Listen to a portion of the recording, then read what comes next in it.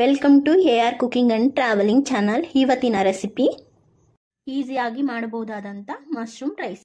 Stove ಮೇಲೆ ಬಾಣಲಿ ಇಟ್ಬಿಟ್ಟು 2 ಸ್ಪೂನ್ ಆಯಿಲ್ ಹಾಕ್ಬಿಟ್ಟು ಜೀರಿಗೆ ಸಾಸಿವೆ ಹಾಕ್ಕೊಳ್ಳಿ. ಚೆನ್ನಾಗಿ ಫ್ರೈ ಆಗಬೇಕು. ತುಂಬಾ ಚೆನ್ನಾಗಿರುತ್ತೆ, ತುಂಬಾ ಈಸಿಯಾಗಿ ಮಾಡ್ಬೋದು.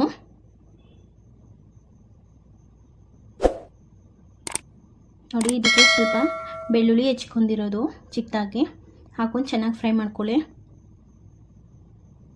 ಅದಕ್ಕೊಂದು ಹಸಿಮೆಣಸಿನ್ಕಾಯಿ ಹಾಕಿ ಚೆನ್ನಾಗಿ ಫ್ರೈ ಮಾಡ್ಕೊಳ್ಳಿ. ಇದಕ್ಕೆ ಸ್ವಲ್ಪ ಗೋಡಂಬಿ ಹಾಕೊಂಡು ಫ್ರೈ ಮಾಡ್ಕೊಳ್ಳಿ. ಗೋಡಂಬಿ ಹಾಕಿರೋದು ಸ್ವಲ್ಪ ಟೇಸ್ಟ್ಗೋಸ್ಕರ ಇದ್ರೆ ಹಾಕೊಳ್ಳಿ, ಇಲ್ಲಾಂದರೆ ಸ್ಕಿಪ್ ಮಾಡ್ಕೊಳ್ಳಿ. ಅದಕ್ಕೆ ಒಂದು ದೊಡ್ಡದಾಗಿ ಹೆಚ್ಚಿರೋ ಈರುಳ್ಳಿ ಹಾಕೊಂಡು ಚೆನ್ನಾಗಿ ಫ್ರೈ ಮಾಡ್ಕೊಳ್ಳಿ. ಇದು ಚೆನ್ನಾಗಿ ಫ್ರೈ ಆಗಿದೆ. ಇವಾಗ ಸ್ವಲ್ಪ ಹೆಚ್ಚಿರೋ ಕ್ಯಾಪ್ಸಿಕಮ್ ಹಾಕೊಂಡು 2 ನಿಮಿಷ ಫ್ರೈ ಮಾಡ್ಕೊಳ್ಳಿ. ಇದು ಫ್ರೈ ಆಗಿದೆ. ಇವಾಗ ಸ್ವಲ್ಪ ಮಶ್ರೂಮ್ ಹಾಕ್ಕೊಂಡು ಚೆನ್ನಾಗಿ ಫ್ರೈ ಮಾಡ್ಕೊಳ್ಳಿ.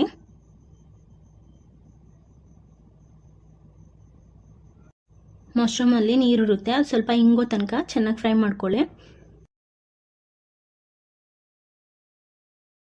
ಇವಾಗ ಫ್ರೈ ಆಗಿದೆ. ಸ್ವಲ್ಪ ಮಸಾಲೆ ಆ್ಯಡ್ ಮಾಡ್ಕೊಳ್ಳೋಣ. ಸ್ವಲ್ಪ ಹಳದಿ ಪೌಡರು, 1 ಸ್ಪೂನ್ ಖಾರದ ಪೌಡರು, ಒಂದು ಸ್ವಲ್ಪ ಧನಿಯಾ ಪೌಡರು, ಜೀರಾ ಪೌಡರು, ಪೆಪ್ಪರ್ ಪೌಡರು, ಸ್ವಲ್ಪ ಗರಂ ಮಸಾಲ, ಉಪ್ಪು ಹಾಕೊಂಡು ಸ್ವಲ್ಪ ಆಮ್ಚೂರ್ ಪೌಡರು, ಇದು ಇಲ್ಲ ಅಂದರೆ ನಿಂಬೆ ರಸ ಹಾಕ್ಕೊಳ್ಳಿ. ಹಾಕೊಂಡು ಚೆನ್ನಾಗಿ ಫ್ರೈ ಮಾಡ್ಕೊಳ್ಳಿ.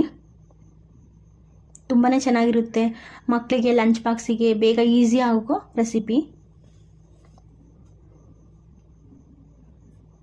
ನೋಡಿ, ಈ ರೀತಿ ಮಾಡ್ಕೊಳ್ಳಿ. ಸ್ವಲ್ಪ ಹೊತ್ತು ಮುಚ್ಚಿ ಒಂದು 5 ನಿಮಿಷ ಫ್ರೈ ಆಗೋಕೆ ಬಿಡಿ. ನೋಡಿ, ಇವಾಗ ಚೆನ್ನಾಗಿ ಫ್ರೈ ಆಗಿದೆ. ಇದಕ್ಕೆ ಸ್ವಲ್ಪ ಕರಿಬೇವು ಹಾಕೊತಿದ್ದೀನಿ. 1 ನಿಮಿಷ ಫ್ರೈ ಮಾಡ್ಕೊಳ್ಳಿ ಅಷ್ಟೇ. ಇದಕ್ಕೆ ಅನ್ನ ಮಾಡ್ಕೊಂಡಿರ್ತೀವಲ್ಲ ಅದನ್ನ ಹಾಕ್ಕೊಳ್ಳಿ. ನಾನು ಇಬ್ಬರಿಗೆ ಮಾಡ್ತಿದ್ದೀನಿ ಅಷ್ಟೇ. ತುಂಬಾ ಟೇಸ್ಟಿಯಾಗಿರುತ್ತೆ. ದೊಡ್ಡವರಿಂದ ಹಿಡಿದು ಚಿಕ್ಕ ಮಕ್ಳವರೆಗೂ ಇಷ್ಟ ಆಗುತ್ತೆ. ಸ್ವಲ್ಪ ಸ್ಪೈಸಿನೂ ಆಗಿರುತ್ತೆ. ಮತ್ತು ಮಕ್ಕಳಿಗೆ ಲಂಚ್ ಬಾಕ್ಸಿಗೆ ಹಾಕೋದಾದರೆ ಸ್ವಲ್ಪ ಮಸಾಲ ಎಲ್ಲ ಕಮ್ಮಿ ಮಾಡಿ ಹಾಕಿ. ನೋಡಿ, ಚೆನ್ನಾಗಿ ಕಲಿಸ್ಕೊಳ್ಳಿ.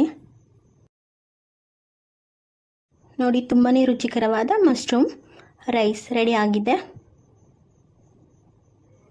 ಈ ರೀತಿ ಮಾಡಿ ಹೇಳಿ. ಮತ್ತು ಲೈಕ್ ಆ್ಯಂಡ್ ಸಬ್ಸ್ಕ್ರೈಬ್ ಮಾಡೋದನ್ನು ಮರಿಬೇಡಿ.